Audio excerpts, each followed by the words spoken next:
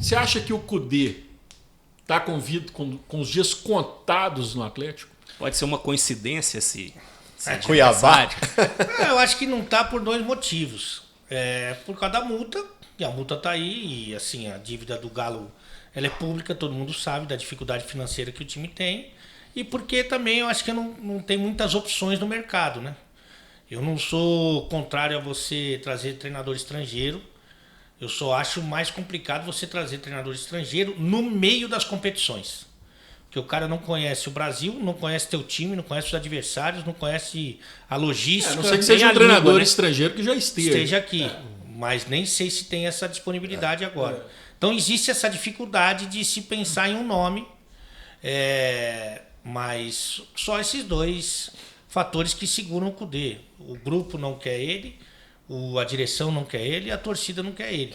E, assim, acho que nem ele quer ficar também. Também, de repente ele tá... Porque tem algumas coisas que ele faz que é tão inexplicável entre entrevista, escalação, substituição.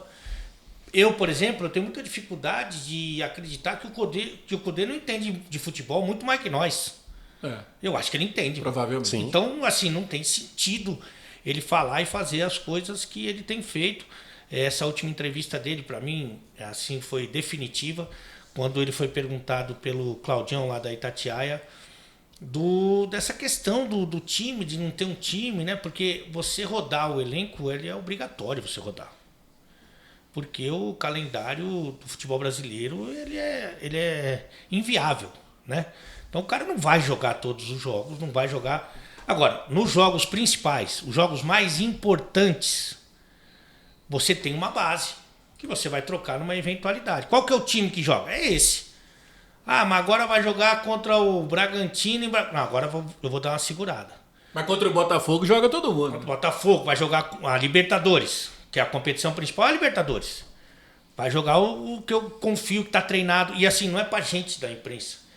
É os caras que precisam desse entrosamento. Eles precisam saber como o cara gosta de receber a bola, se é mais para frente, se é mais para trás, se ele toca de primeira, se ele tem que segurar a bola, se ele gosta da individual, então se libera um espaço para ele partir para cima. Os caras precisam desse conhecimento de quem está do lado deles, né?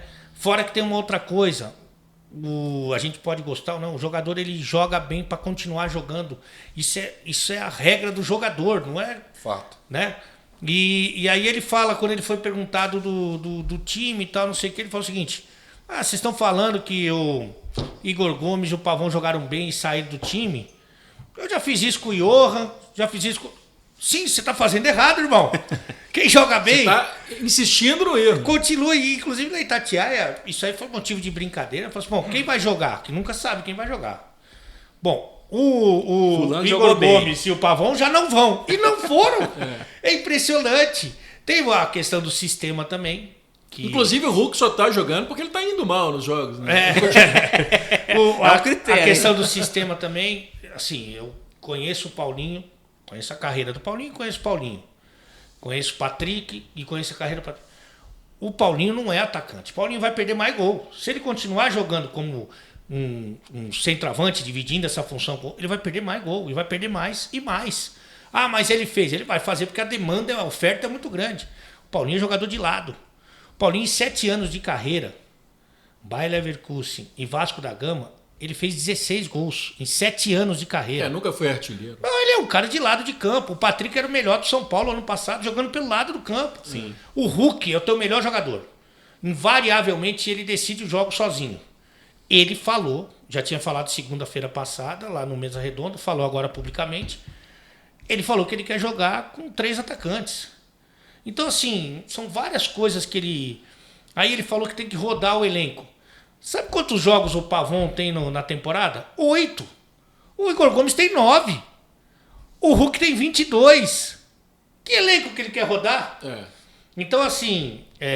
Incoerente. Assim, eu tenho dificuldade de entender que ele está fazendo isso por incapacidade. Eu tenho muita dificuldade. E tem uma coisa, né, Eltinho, Ale, quando seu principal jogador, a grande estrela do time, começa a ir para o microfone para criticar o treinador, ele fala, não estou criticando, respeito muito, mas fala. Eles foram lá falar com ele. Porque a direção já não tem moral para falar. É. Porque a direção vai falar assim, ó... Depois do episódio. Você tem que fazer... Você tem que fazer isso, aquilo. Daí ele fala assim... Se não o quê? Vocês vão me mandar embora? Se não o quê? Não tem como falar. Os jogadores foram lá conversar com ele. E só depois disso o Hulk falou das suas preferências, muito educadamente e tal. Eles foram lá falar com o cara. E o cara ouviu, falou, tá, legal. Não mudou nada. Não fez nada do que foi combinado. Teoricamente combinado. Fala, Não, pode seguir. E o Cruzeiro? É pra torcida do Cruzeiro printar a tabela mesmo? Porque não é isso que vai ficar até daqui a algumas rodadas? Assim... Printar, botar no quadro ali. O Cruzeiro não era tão ruim quanto foi no Campeonato Mineiro e também não vai ser campeão brasileiro. Não é tão bom pra estar no G4. O G4 ali, eu acho que o G4... Precisa ver esse G4, né? Porque quem é pra estar lá? O Flamengo é pra estar lá? O Flamengo tá na zona de rebaixamento. Né? O Corinthians tem um investimento alto também. Então, assim, o que é muito legal de ver do Cruzeiro é a recuperação do time e de alguns jogadores. Alguns jogadores que foram condenados. Assim, esse Ramiro não tem a menor condição. Mas assim, era muita gente. Esse Ramiro não tem a menor condição de jogar com a camisa do Cruzeiro. O Wesley estava encerrado O Wesley já nem se fala. Né? E tantos outros que chegaram ali sob muita desconfiança. E aí, com cada um no seu quadrado, cada um na sua posição, repetindo o time. Ele tirou o Nicão, porque ele deu 3 jogos pro Nicão. E o Nicão não rendeu. Né? Aí ele tirou o Nicão. Mas é o mesmo time. Vai sair esse por suspensão, esse tá machucado. Ele botava o mesmo time até nos amistosos. Né? Então, e aí você tem sequência, você tem entrosamento, você tem confiança, né? E você não tem improvisação. Aí é outra história diferente. E essa bola a gente cantou faz muito tempo. Porque o Pesolano, ele não estava aqui. Infelizmente, esse Pesolano de 23 não estava no Cruzeiro. O Pesolano bom tá lá na Espanha, que ele precisava ver a família, né? Que precisava descansar e ver a família. Mas levar a filha da escola. Lá na Espanha. Aqui, né? E o de 22, que eu acho que o torcedor do Cruzeiro tem que ser muito grato. O de 23, sincero, honestamente, ele só atrapalhou. Você imagina esse time que tá jogando agora, se tivesse jogado uma parte, que fosse uma parte, metade do campeonato mineiro, em que estágio hoje esses caras estariam?